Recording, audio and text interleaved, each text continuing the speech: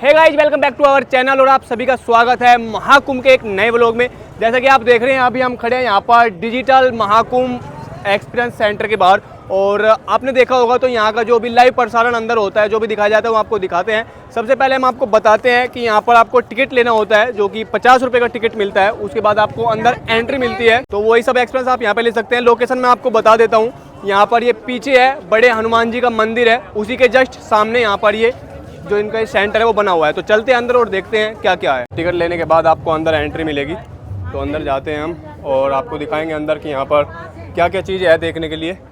अभी आप देखेंगे तो लाइन लगी हुई है यहाँ पर, ये देखिए कुछ इस तरह का नज़ारा है अंदर, और लाइनें लगी हुई हैं क्योंकि यहाँ पर जो है एक तरह से कुछ लोगों की एंट्री होती है काउंटिंग करके, मतलब कुछ लोगों की 20 लोग एक साथ 50 या 100 जो भी है उसी के अकॉर्डिंग पहले उनको 100 दिखाया जाता है जो भी अंदर विजुअल्स है, उसके बाद फिर दूसरे लोगों को। और आप देख रहे होंगे काफ़ी लोग यहाँ पर आए हुए हैं इस एक्सपीरियंस को लेने। तो चलते हैं हम भी और आपको अपने व्लॉग के माध्यम से यहाँ का जो ये डिजिटल महाकुंभ एक्सपीरियंस है वो दिखाते हैं। तो अभी एंट्री ओपन हो चुकी है और अराउंड 10 मिनट हमें वेट करना पड़ा।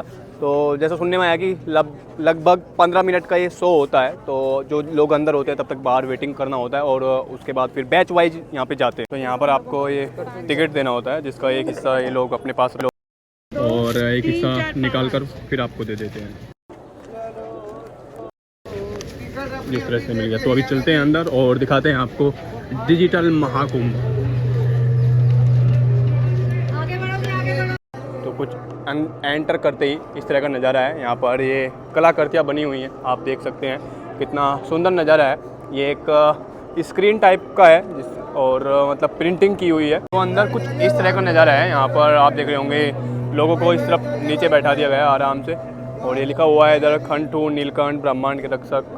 बाकी और कहीं पे कुछ इस तरह का दिखाई नहीं दे रहा है। जैसे ये है इधर खंड 1, यहाँ पे लिखा हुआ है तीर्थराज प्रयाग, और इस तरफ लिखा हुआ है खंड 2 नीलकंठ ब्रह्मांड के रक्षक। बाकी सभी लोग बैठ गए हैं नीचे, आप देख रहे होंगे कुछ लोग पीछे खड़े हुए भी हैं, और शायद यहाँ सामने की ओर विजुअल्स कुछ चलाए जाएंगे।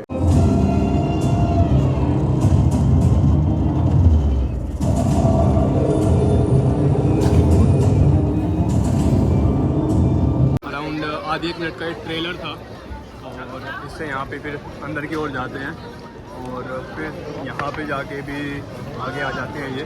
और आप देखेंगे चारों तरफ इस तरह ये घंटियों की कलाकृतियाँ बनी हुई हैं, ये घंटियाँ हैं। और यहाँ पर बीच में है भगवान शिव की काफ़ी बड़ी प्रतिमा,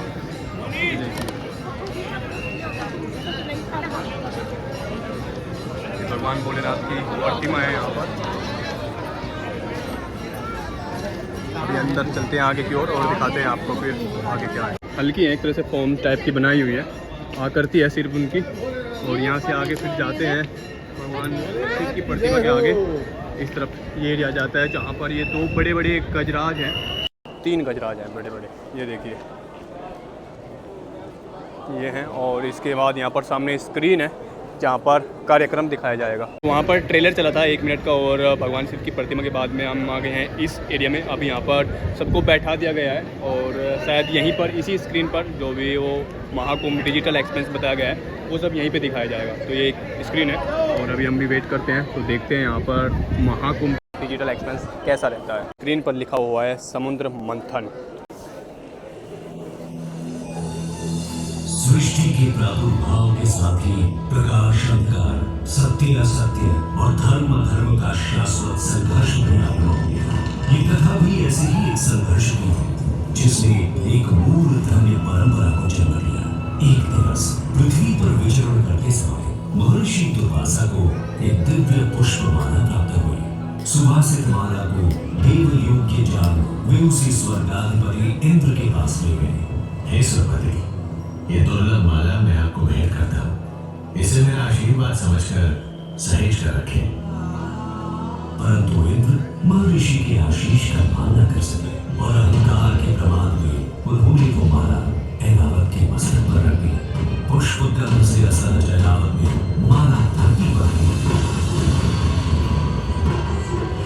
दम्भी इंद्र, ऐसा घोर अपमान, जिस धन ऐश्वर्य पर तुम इतना इतराते हो मैं वही तुमसे छीन लूंगा। इसी क्षण तुम्हें और तुम्हारे लोग को श्रीहीन होने का श्राप देता हूँ। एवमस्तु। ऋषि श्राप के प्रभाव से देवताओं का वैभव छिन गया। तीनों लोगों में हाहाकार मच गया। देवों की शक्ति क्षीण होते ही दानवों ने देवलोक पर आक्रमण कर दिया।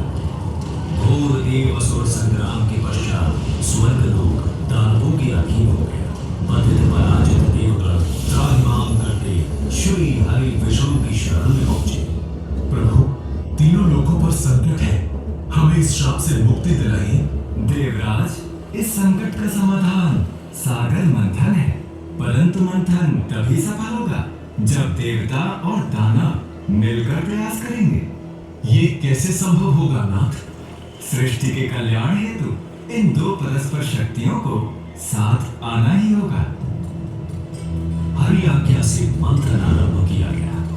मंदराचल पर्वत को मथाने और नाग वासुकी को नेति बनाकर दानव और देव समुद्र को मथने लगे। मंथन आरंभ होने के कुछ समय बाद ही हर ओर अंधकार छा गया।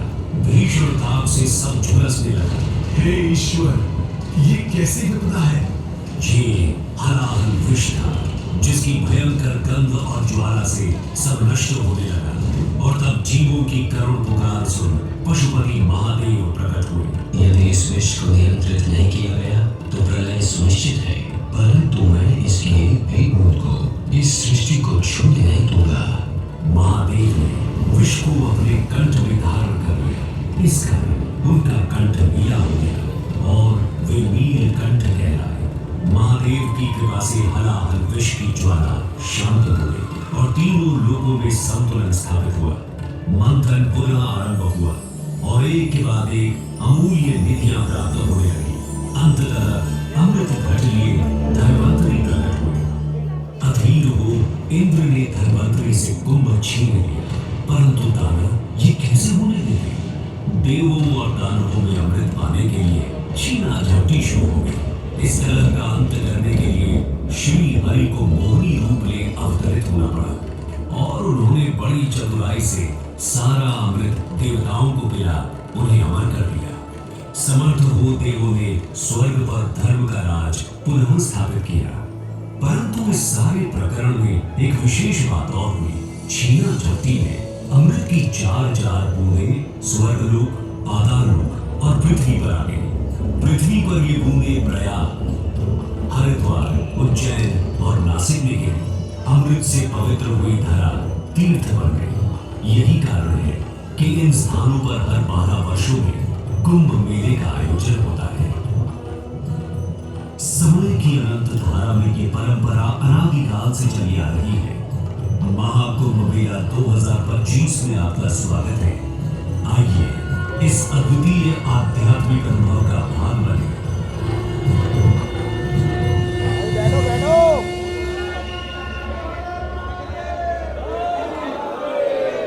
समुद्र मंथन की जो कथा थी वो यहाँ पर विजुअल्स के माध्यम से दिखाई गई और अभी हम जा रहे हैं आगे की ओर। में भी शायद एग्जिट है या फिर शायद और भी कुछ यहाँ पर भी विजुअल्स या फिर कोई पार्ट बाकी है। तो अभी चलते हैं आगे की ओर। अभी इनका आगे चल रहे हैं।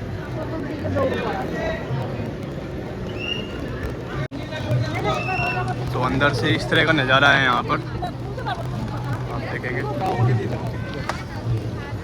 ये इधर खंड 4 त्रिवेणी संगम आ गया है और इस तरह की यहाँ पर कलाकृतियाँ बनी हुई हैं।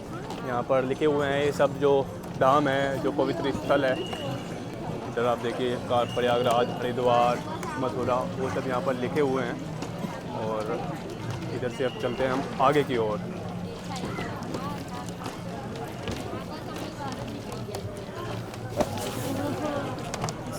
यहाँ से फिर आ जाते हैं हम खंड 5।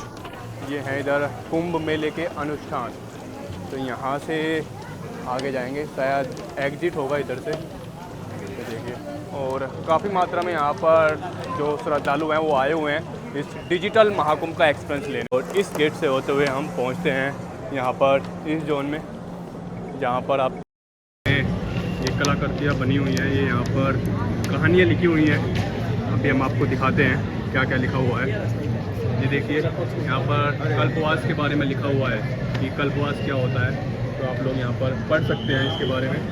और इधर यहाँ पर स्नान की जो कलाकृति है वो दिखाई हुई है, स्नान को चित्रित किया हुआ है। और यहाँ पर ध्यान के बारे में बताया हुआ है। तो ये अलग अलग यहाँ पर पेंटिंग्स लगाई हुई है। ये इधर आ जाता है दान क्षेत्र में, आप देखेंगे यहाँ पर ये दिखाया हुआ है। इधर ये घाट है, गंगा घाट है। और ये जहाँ तक है बनारस की कलाकृतियाँ इधर दिखाई हुई है, बनारस के घाट का। ये देखिए इस तरह से बनाया हुआ है जैसे कि यहाँ पर ये जल हो या फिर गंगा नदी हो।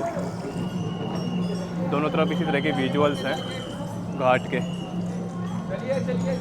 इधर भी और इस तरफ भी इसी तरह के नज़ारे हैं। ये देखिए, अब आगे दिखाते हैं हम आपको आगे की ओर क्या है। यहाँ से आगे है फिर ये कुंभ की गैलरी, जहाँ पर आप देखेंगे अलग अलग फ़ोटोज और कुंभ के वो यहाँ पे हैं। ये देखिए यहाँ पर पूरा गैलरी पूरा, वही इसी को कहते हैं डिजिटल महाकुंभ। ये देखिए फ़ोटोज़ के माध्यम से, पेंटिंग्स के माध्यम से आप महाकुंभ का दर्शन कर लीजिए। यहाँ पर ये महाकुंभ का सब कलाकृतियाँ यहाँ पे दिखाई हुई है।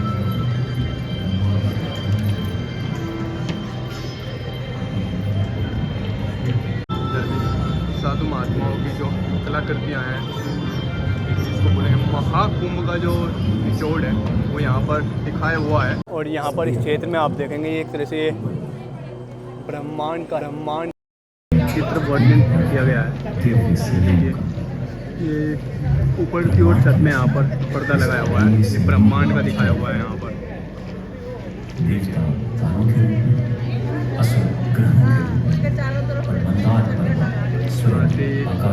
दिखाया हुआ है।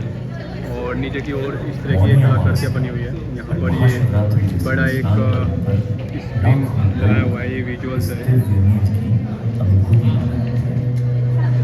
अपनी आत्मा को ब्रह्मांड से छोड़ने के लिए अपने अंदर और बाहर के ब्रह्मांड का अनुभव। और इस तरफ हम आपको दिखा देते हैं, यहाँ पर ऋषि भारद्वाज मुनि की प्रतिमा है जो कि ध्यान में बैठे हुए हैं। सभी आगंतुकगण ऊपर ये कलाकृतियाँ बनी हुई है। कुंभ पर्व के दिव्य ये अंदर अनुभव कैसा है आप कमेंट करके ज़रूर बताइएगा। ये आपको हमने महाकुंभ का डिजिटल एक्सपीरियंस हम आपको यहाँ पे करा रहे हैं। ये देखिए कैसा नज़ारा है, कमेंट करके बता दीजिए एक बार आप। स्वयं आकाशगंगा के मौनी अमावस्या और महाशिवरात्रि जैसे स्नान पर्वों पर लाखों लोग इस दिव्य मेल की अनुभूति बन जाते हैं। अपनी आत्मा को ब्रह्मांड से जोड़ने के लिए आते हैं। यहाँ पर देखेंगे, यहाँ पे लिखा हुआ है अखाड़ा एंड कुंभ में अखाड़े, तो अखाड़े सबका वर्णन किया गया है यहाँ पर, ये जो अखाड़े की। और इसके बाद यहाँ पे हम आगे जाते हैं इस क्षेत्र में। यहाँ पर भी कलाकृतियाँ, अलग अलग कलाकृतियाँ चल रही हैं।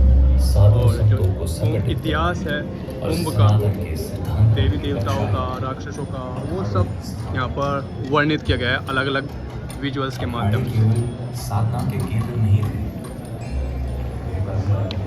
और यहाँ पर हमारे देश के कुछ महाअनुभवियों के चित्र यहाँ पर जो कुंभ में अखाड़े हैं, यहाँ पर जैसे दिखा हुआ है कुंभ में अखाड़े, तो उनका यहाँ पर वर्णन किया गया है। ये देखिए श्री पंच दशनाम जूना अखाड़ा यहाँ पे लिखा हुआ है। और उनकी जो प्रतिमा और उनके जो ध्वज है वो सब यहाँ पे दिखाया हुआ है। ये है इधर पंचायती अखाड़े का उनका दिखाया हुआ है। इष्ट देव दिखाए हुए हैं कि उनके इष्ट देव कौन हैं, क्या क्या इनके रंग पहनते हैं, क्या क्या ध्वज है, क्या विशेषता है, किन चीज़ों के लिए प्रसिद्ध है। तो ये अलग अलग चीज़ों के दिखाए हुए हैं यहाँ पर। पंचायती अटल अखाड़ा, फिर आगे दशनाम अखाड़ा, इस सभी अखाड़ों का यहाँ पे इतिहास वर्णित किया हुआ है।